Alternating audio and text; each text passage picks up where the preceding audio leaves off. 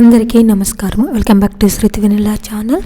మనం చెప్పుకుంటున్నాము శ్రీ లలిత సహస్రనామ స్తోత్రాల అర్థాలు 13వ భాగం.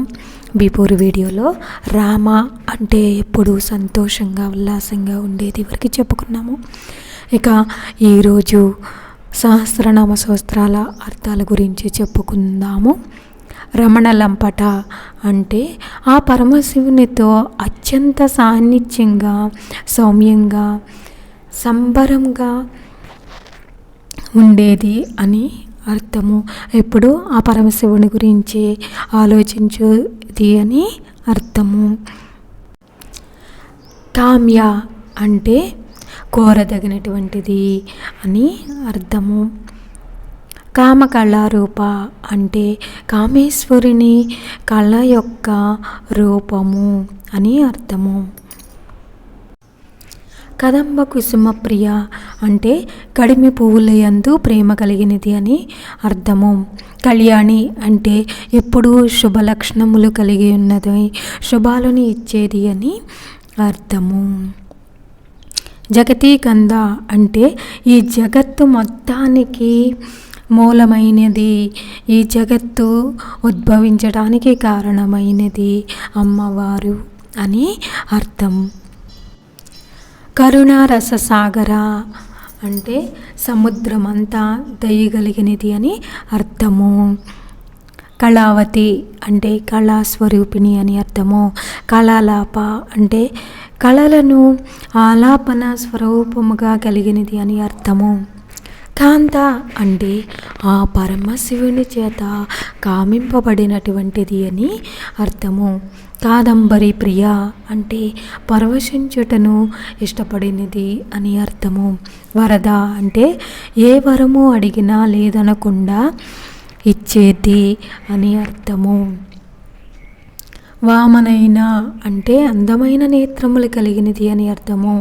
వారిని మదవిత్వల అంటే వర్ణ సంబంధమైన పరవశత్వము చెందిన మనోలక్షణము కలిగినది అని అర్థం. విశ్వాధిక అంటే ప్రపంచంలో ఈ విశ్వంలోనే అన్నిటికన్నా ఎక్కువ శక్తివంతమైన మాత అని అర్థము. వేదవేద్య అంటే వేదముల వల్ల అమ్మ యొక్క గొప్పతనము తెలిసినది అని అర్థము. వింధ్యాచల నివాసిని అంటే వింధ్య పర్వతమే అమ్మ నివాసముగా చేసుకున్నది అని అర్థము.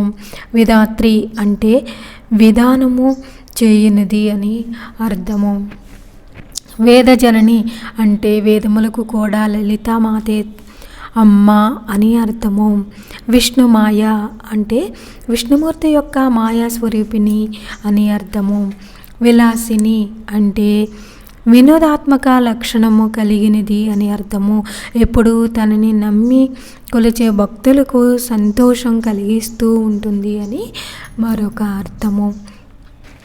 క్షేత్ర స్వరూప అంటే క్షేత్ర పదం సంకేతంపబడే వాటి స్వరూపముగా ఉంది, రాజులకు ఉండవలసిన లక్షణాలు ఉన్నాయి అని అర్థము.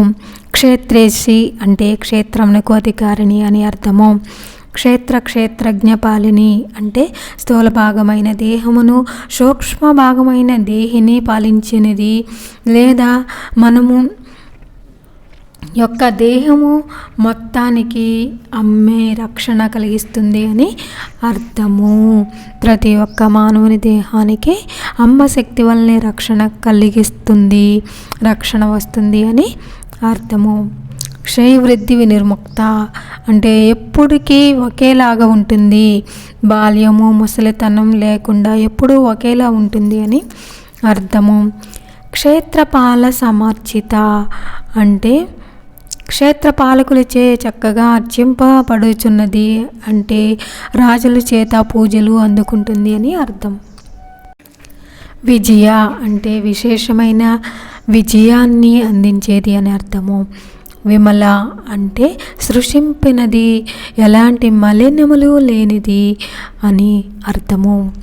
వంజ అంటే నమస్కరింపతగినది అని అర్థము. వందారు జనవచ్చల అంటే నమస్కరించు వంటి మంచి సంస్కారము గలవారి యందు వాత్సల్యము ప్రేమ కలిగినది అని అర్థము.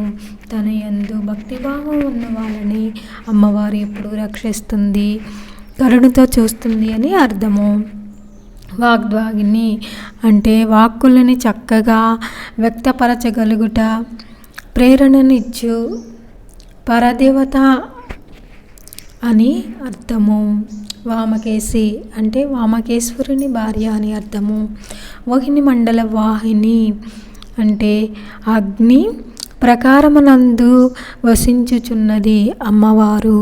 అంటే అమ్మవారు ఉద్భవించింది చైతన్యం కుండలం నుంచే కదా, అందుకే వహిని మండలి వాసిని అని అంటారు. లలిత సహస్రనామ స్తోత్రాల తర్వాత అర్థాలు నెక్స్ట్ వీడియోలో చెప్పుకుందాము. ఈ వీడియోలో నేను ఎక్కడైనా తప్పులు చెబితే మనస్ఫూర్తిగా క్షమించగలరు. ఈ వీడియో మీకు నచ్చితే లైక్ చేయండి, కామెంట్ చేయండి. కొత్తగా చూస్తున్న వాళ్ళు మా ఛానల్ని సబ్స్క్రైబ్ చేయండి. Thank you for watching.